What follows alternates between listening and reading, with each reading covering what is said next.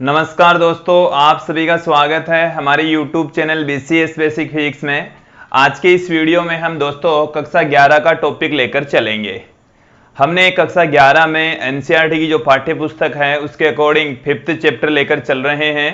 5th जो chapter है हमारा है गति के नियम, लॉ ऑफ मोशंस। इससे पहले हमने इस चैप्टर के कुछ टॉपिक हमने देख लिए हैं। जड़त्व क्या होता है, अरस्तु की जो भ्रामकता है उससे संबंधित हमने एक वीडियो देखा था। इसके साथ में हमने फर्स्ट जो नियम है वो नियम भी हमने एक वीडियो में देख लिया था। उससे ठीक पहले वाला जो वीडियो है वो गति के प्रथम नियम से संबंधित था। आज का जो वीडियो है दोस्तों वो है गति के द्वितीय नियम से रिलेटेड। द्वितीय नियम क्या है वो हम इस वीडियो में अच्छे से देखने वाले हैं। दोस्तों जो गति का प्रथम नियम है वो हमें बल की परिभाषा देता है। बल की परिभाषा गति के प्रथम नियम से निकलती है। और जो दूसरा नियम है दोस्तों वो है हमारे पास में बल का फॉर्मूला देता है। जो दूसरा नियम है गति का उससे हमारे पास में बल का परिमाण आता है, मात्रात्मक वैल्यू प्राप्त होती है। हम दोस्तों बल का एक अलग से वीडियो बनाएंगे। उस वीडियो में बल से रिलेटेड टोटल जो जानकारी है वो हम एक साथ में एक ही वीडियो में लेने वाले हैं। यहां पर हम सिर्फ जो द्वितीय नियम है उसके बारे में चर्चा करेंगे। द्वितीय नियम को समझने से पहले मैं यहां पर आप लोगों को संवेग, मोमेंटम क्या होता है उसके बारे में यहां पर थोड़ी सी जानकारी दूंगा, फिर हम द्वितीय नियम की चर्चा करेंगे। देखिए दोस्तों, सर्वप्रथम हम बात करते हैं इस वीडियो के अंतर्गत संवेग क्या होता है। संवेग है क्या चीज? संवेग जिसको हम मोमेंटम कहते हैं, इसे p वेक्टर से लिखा जाता है। दोस्तों जो संवेग है वो एक सदिश राशि होती है और इसको p से रिप्रेजेंट करते हैं। दोस्तों यहां पर हम देखेंगे सर्वप्रथम संवेग की जो परिभाषा है वो क्या है। संवेग की जो परिभाषा है दोस्तों समझेंगे। संवेग है वो गतिशील पिंड के लिए ही लागू होता है। देखिए संवेग को जो डिफाइन किस तरीके से करते हैं कि किसी गतिशील पिंड के द्रव्यमान तथा पिंड के वेग के गुणनफल को हम संवेग कहेंगे। तो देखिए दोस्तों यहां पर किसी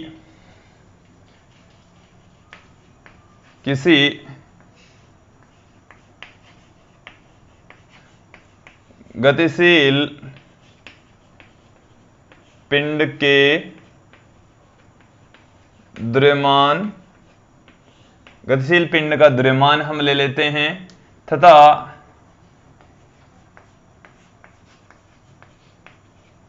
पिंड के वेग के गुणनफल को,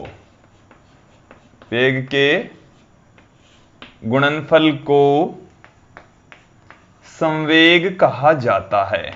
संवेग कहते हैं। एक बार इसको समझ लेंगे कि यदि हम कंसीडर कर लें कि हमारे पास में जो पिंड है या जो वस्तु है उसका द्रव्यमान स्मॉल m है तथा उस पिंड का जो वेग है वो है v। यदि पिंड कह दें या वस्तु कह दें का द्रव्यमान स्मॉल m है, का जो द्रव्यमान है वो स्मॉल m है तथा यह v वेग से गति कर रही है। जो वस्तु है वो v वेग से गति कर रही है। यदि वस्तु v वेग से गति कर रही है तो वस्तु का जो संवेग है दोस्तों वो क्या होगा, यहां पर आप देखेंगे वस्तु का जो संवेग है उसको हम p से लिखेंगे, जो कि पिंड के द्रव्यमान, पिंड का द्रव्यमान तथा जो पिंड है उसके वेग, पिंड का वेग, इनके गुणनफल से लिखा जाता है। यहां पर जो संवेग है वो एक सदिश राशि होती है दोस्तों, जिसकी दिशा वेग की दिशा में होती है। तो यहां पर आप एक बात तो यहां पर देख लेंगे कि जो संवेग है वो एक सदिश राशि होती है जिसकी दिशा वेग की दिशा में होती है। दोस्तों जिसकी दिशा वेग की दिशा में होगी। दोस्तों जिस दिशा में पिंड वेग कर रहा उसी दिशा में उसका संवेग होता है। अब यहां पर हम संवेग से संबंधित कुछ और महत्वपूर्ण बातों के बारे में चर्चा करेंगे। संवेग का मात्रक, संवेग का मात्रक वही होगा जो m इंटू वी का मात्रक होता है।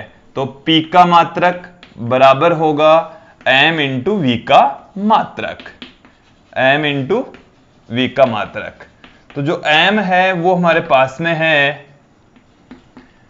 द्रव्यमान, और द्रव्यमान का मात्रक होता है दोस्तों किलोग्राम, और v यहां पर है वेग जिसका मात्रक होता है मीटर प्रति सेकेंड। तो ये हमारे पास में आ गया है दोस्तों संवेग p वेक्टर का मात्रक, और p वेक्टर का मात्रक हमारे पास में आ चुका है दोस्तों किलोग्राम मीटर प्रति सेकेंड। उसके बाद में हम यहां पर चर्चा करेंगे संवेग की विमा। संवेग की जो विमा है वो क्या है? संवेग की विमा वही होगी जो m इंटू वी की विमा होगी। तो P की विमा वही होने वाली है जो m इंटू वी की विमा होगी। अब m इंटू वी की विमा क्या होगी दोस्तों? m यहां पर द्रव्यमान है और द्रव्यमान की जो विमा है वो हमारे पास में है m1, और v यहां पर वेलोसिटी है, और वेलोसिटी की जो विमा होती है वो होती है L1 t-1। तो जो P की विमा है दोस्तों क्या निकल कर आएगी? यहां से आप देखेंगे P की विमा बराबर होगी m1 L1 t-1। ये हमारे पास में P की विमा आ चुकी है दोस्तों। अब हम संवेग से संबंधित कुछ एग्जाम्पल्स की यहां पर बात करेंगे। कुछ बातें हम आपको बता देते हैं दोस्तों कि यदि किसी घटना है और उस घटना के घटने से पूर्व का संवेग तथा घटना घटने के बाद का जो संवेग होता है वो सदैव संरक्षित रहेगा। संवेग संरक्षण के कुछ एग्जाम्पल्स के बारे में भी हम आगे के वीडियोज में पढ़ेंगे। तो मैं एक महत्वपूर्ण बात यहां पर बता देता हूं कि किसी भी घटना के दौरान, किसी भी घटना के अंतर्गत या दौरान संवेग संरक्षित रहता है। संवेग संरक्षित रहता है, संवेग संरक्षित रहेगा। देखिए दोस्तों, ये जो संवेग है वो आगे जाकर हम देखेंगे कि रेखीय संवेग अलग होता है, कोणीय संवेग अलग होता है, चक्रण कोणीय संवेग अलग होता है, और ये जो सभी संवेग है वो संरक्षित रहेंगे दोस्तों। किसी भी यदि आप कोई भी किसी भी प्रकार की घटना ले लेते हैं, रासायनिक अभिक्रियाएं ले लें, नाभिकीय अभिक्रियाएं ले लें, इसके साथ में यदि हम भौतिक जो घटनाएं घटित होती हैं उन सभी के अंतर्गत संवेग है वो संरक्षित रहेगा दोस्तों। अब यहां पर हम कुछ और एग्जाम्पल्स की चर्चा करते हैं। पहले सर्वप्रथम मैं यहां पर लेकर चल रहा हूं कि जैसे हमारे पास में दो पिंड हैं, दो वस्तुएं हैं, भिन्न भिन्न द्रव्यमान वाली, भिन्न भिन्न द्रव्यमान है उनके, दोनों वस्तुओं के द्रव्यमान हैं वो अलग अलग हैं, भिन्न भिन्न द्रव्यमान वाली दो वस्तुएं हैं, दो पिंड हैं। अब यदि उन पर समान समयांतराल तक समान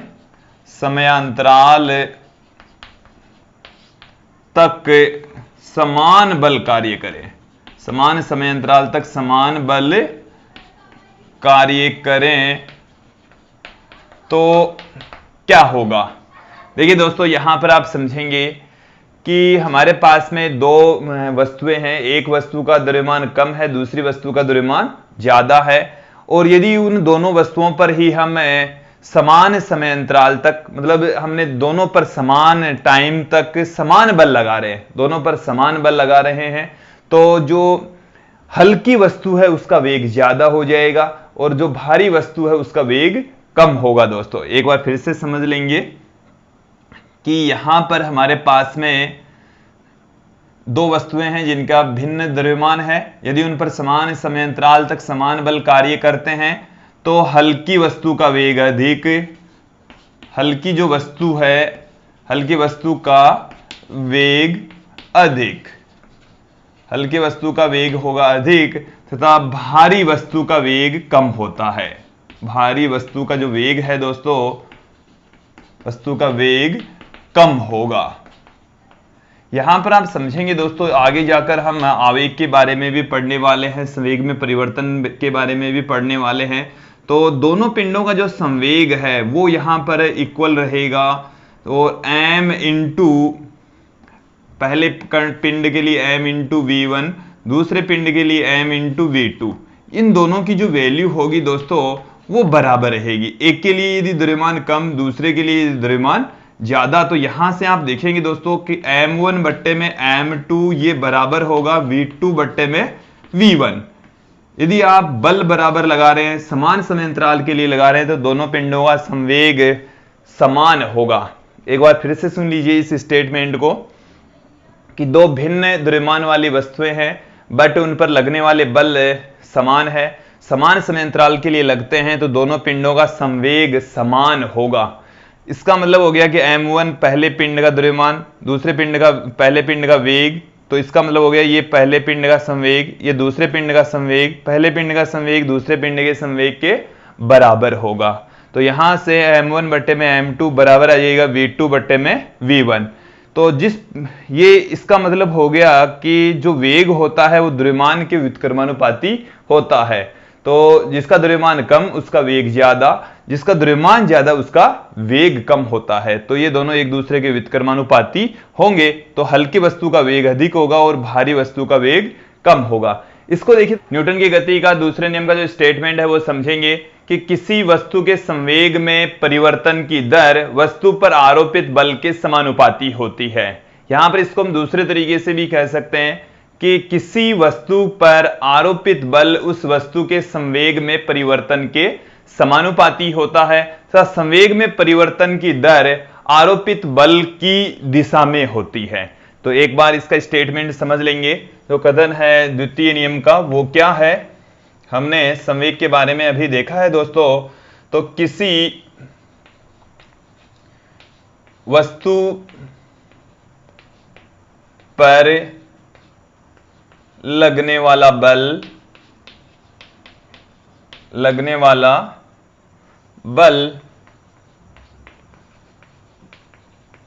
वस्तु के संवेग में परिवर्तन की दर के, वस्तु के संवेग में परिवर्तन की दर के समानुपाती होता है। समानुपाती होता है। एक बार फिर से इसको समझ लेंगे। किसी वस्तु पर लगने वाला जो बल होता है वो उस वस्तु के संवेग में परिवर्तन की दर के समानुपाती होता है। और जो संवेग में परिवर्तन होता है तथा संवेग में परिवर्तन की दिशा तथा संवेग में परिवर्तन की जो डायरेक्शन है,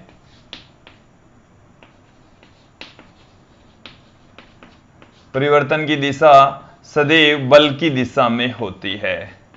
सदैव बल की दिशा में होगी दोस्तों, दिशा में होती है। यहां पर आप देखेंगे दोस्तों कि हम एक वस्तु ले रहे हैं। यदि किसी स्मॉल m द्रव्यमान वाली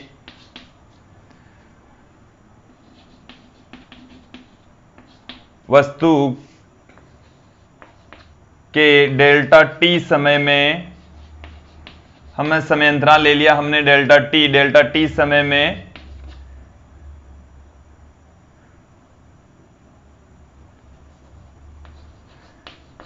डेल्टा p संवेग में परिवर्तन हो, डेल्टा p संवेग में परिवर्तन हो, तो देखिए इसको समझेंगे कि यदि किसी स्मॉल m द्रव्यमान वाली वस्तु में डेल्टा t समय में डेल्टा p संवेग में परिवर्तन हो तो वस्तु पर आरोपित बल, तो वस्तु पर आरोपित बल क्या होगा। इस स्टेटमेंट के अकॉर्डिंग ही आप देखेंगे दोस्तों, यहां पर आप देखेंगे जो बल है वो समानुपाती होता है संवेग में परिवर्तन की दर के।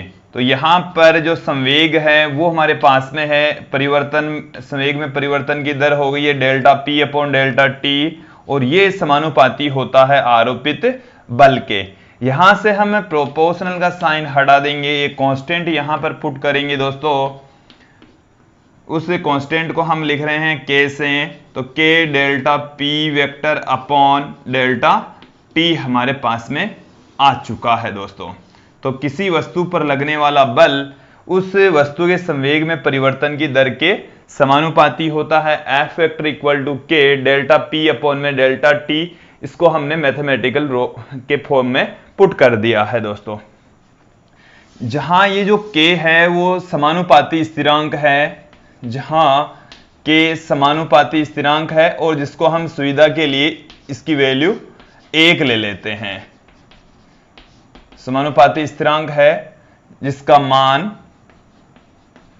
मान हम दोस्तों के बराबर 1 ले लेते हैं, के बराबर 1 लेते हैं। के बराबर जब हम 1 ले लेंगे तो गति के द्वितीय नियम से, गति का जो द्वितीय नियम है वो क्या हो जाएगा दोस्तों, हमारे पास में बल का जो फॉर्मूला है वो रह जाएगा F vector equal to delta P vector upon delta T, ये हमारे पास में शेष रह जाएगा। इसको हम दोस्तों दूसरे तरीके से भी पुट कर सकते हैं, दूसरे तरीके से भी इसको रखा जा सकता है। इसको हम इस P2 vector minus P1 vector upon T2 vector minus T1 vector भी लिख सकते हैं। इसको दूसरे तरीके से कैसे लिखा जा सकता है, यहां पर आप देखेंगे कि यदि डेल्टा T अति अल्प है, बहुत ही छोटा है, यदि डेल्टा T अति अल्प है, तो यदि डेल्टा T बहुत छोटा होगा तो जो संवेग में परिवर्तन है, ये जो P2 माइनस P1 है या डेल्टा P है, वो संवेग में परिवर्तन को बताता है। यदि डेल्टा T अति अल्प है तो डेल्टा P भी बहुत छोटा होगा। उसको हम किस तरीके से लिख सकते हैं, अर्थात इसका मतलब हुआ कि जो डेल्टा T है वो डेंस टू जीरो, जीरो की ओर अग्रसर है, जीरो नहीं है। उस स्थिति में देखिए दोस्तों, इसको किस तरीके से लिखा जा सकता है, F vector equal to limit delta T tends to zero. हमने यहां पर इसके अंदर कंडीशन पुट कर दी है कि limit delta T tends to zero की जो डेल्टा टी है वो अब जीरो की ओर अग्रसर है, जीरो नहीं है मान, बट इसका मान बहुत छोटा है, ये वाला यहां पर ये जो लिमिट है वो ये बताएगी। Delta P vector upon delta T, और यहां से जब इससे लिमिट को मैं यहां पर पुट करूंगा तो इसको इस तरीके से पुट किया जा सकता है दोस्तों, F vector equal to D P vector upon D T, D P vector upon D T, इसको इस तरीके से लिखा जा सकता है। तो ये भी हमारे पास में जो गति का द्वितीय नियम है उसका मैथमेटिकल रूप होता है कि F vector equal to D P upon D T, और इसको भी हम कह सकते हैं ये संवेग में परिवर्तन की दर होती है जो कि बल के बराबर होती है। देखिए दोस्तों, हम क्या जानते हैं, हम जानते हैं संवेग बराबर, हम जानते हैं P वेक्टर बराबर जानते हैं दोस्तों m इंटू वी वेक्टर, जो कि हमने शुरू में ही बता दिया था।